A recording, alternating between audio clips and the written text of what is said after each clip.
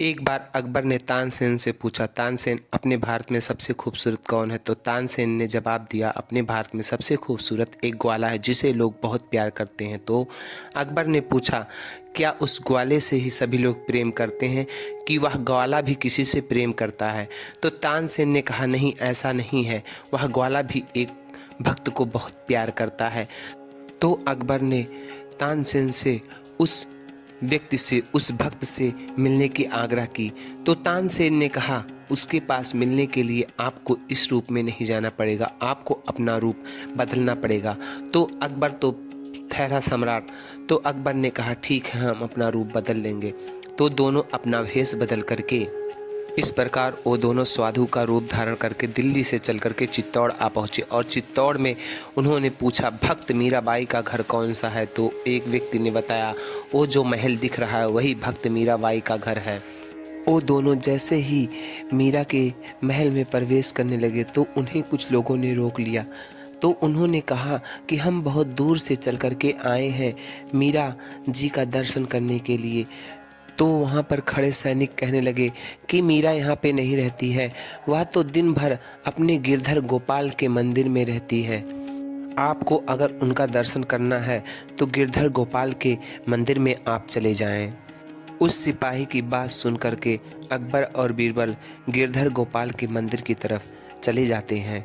और जैसे ही मंदिर की तरफ जाते हैं तो देखते हैं एक छोर पे बैठ करके मीरा आंसुओं को बहा रही थी।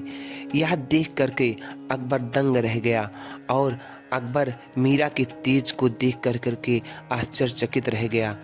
वह सोचने लगा, एक साधारण इंसान में इतना तेज कैसे रह सकता है? पर वह तानसेन की बात मानकर एक कोने में बैठ गया। जब मीरा जी के नेत्र खुले तो देखा कि उनके पास संत महात्मा दो आए हुए हैं। तो उन्होंने उन संत महात्मा का बहुत सेवा सत्कार किया।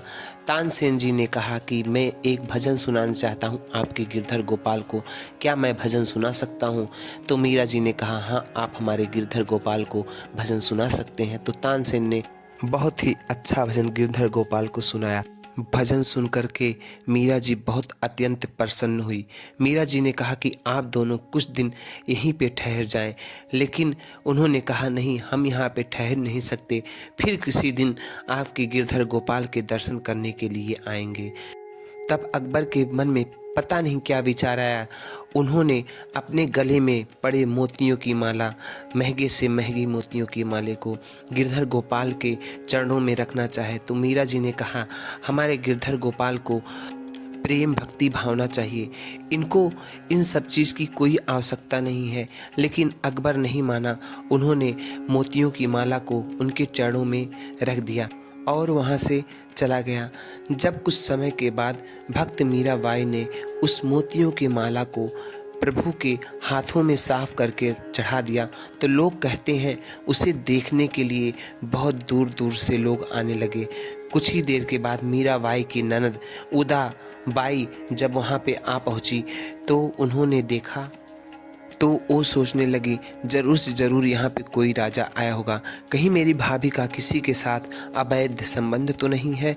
तो ऐसा सोचकर वह अपने भाई के पास गई और अपने भाई से कहने लगी कि अभी अभी मैंने देखा है एक व्यक्ति आया है जो कि मीरा के गिरधर गोपाल को मोतियों की माला भेंट करके गया है। यह सुनकर राणा विक्रम तो वैसे ही पहले से ही मीरा से द्वेष भाव रखता था और वहाँ से बड़े ही गुस्से में गिरधर गोपाल के पास आ पहुंचा। तो वहाँ पे देखा सच में गिरधर गोपाल को किसी ने मोतियों की माला भेंट करके गया है। तो वह बड़े ही ताव से उस मोतियों की माला को खींचा। जब उस मोतियों की माला को खींचा तो वह मोतियों की माला जा कर के मीराबाई के चरणों में जा पहुंचा। और यह सब देख करके भी उसकी समझ में कुछ नहीं आया।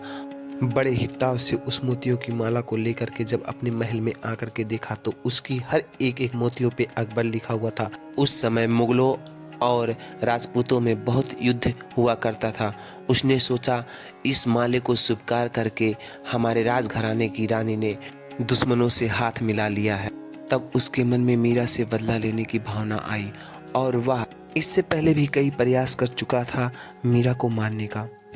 उसका हर एक प्रयास निसफल रहता था, क्योंकि इससे पहले उसने एक बार एक पिटारे में जहरीले सर्फ को पैक कर करके मीरा जी के पास भेजा था। बोला था कि बोल देना इसमें शालिग्राम जी हैं।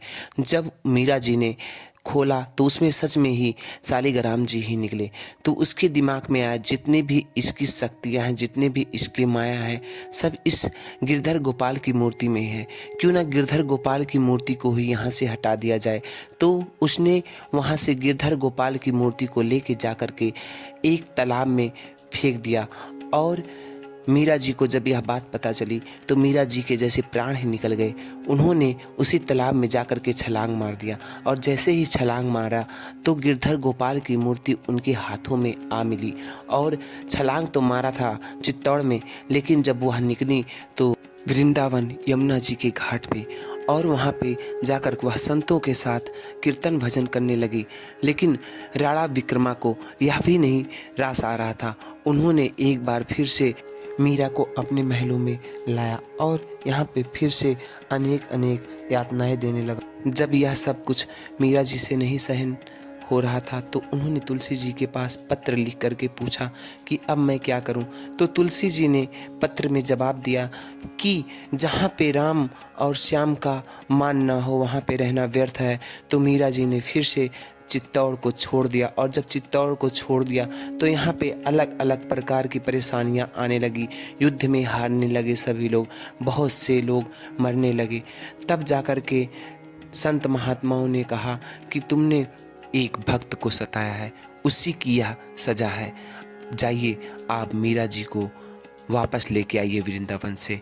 चित्तौड़ में जब मीरा जी को वापस लेने के लिए काफ़ी संत महात्माओं के साथ लोग पहुँचे तो मीरा जी आने के लिए तो तैयार हो गई, लेकिन उन्होंने कहा पहले हम अपने गिरधर गोपाल से तो पूछ लें वो क्या हमको कहते हैं। जब मीरा जी अपने गिरधर गोपाल के पास जा पहुँची और रो रो के कहने लगी, प्रभु क्या यही मेरी सज़ा है, मुझे अपने आप में ही संभालो। तब गिरधर गोपाल ने मीरा जी को अपने अंदर समा लिया और वहाँ से एक चुनरी निकलने लगी। यह देख करके वहाँ पे काफ़ी भीड़ जुट गई और अंदर से मूर्ति के अंदर से आवाज़ आई कि आप इस चुनरी को ही लेके जाओ चित्तौड़ में, आपका कल्याण होगा। जब उस चुनरी को लेके आकर के चित्तौड़ के महल में रखा गया तो चित्तौड़ में जो आपदाएं आ रही थी, जो भी सब कुछ था, खत्म हो गया। चित्तौड़ का कल्याण हुआ। और यह सब बात अकबर को जब तानसेन जी ने बताया तो अकबर को बहुत आश्चर्य हुआ। दोस्तों, अगर आप भी मीरा जी के इस मंदिर का दर्शन करना चाहते हैं तो आपको वृंदावन आना पड़ेगा, और वृंदावन में ही मीरा जी के इस मंदिर का आपको दर्शन होगा। इसी के साथ हम अपनी वाणी को विराम देते हैं।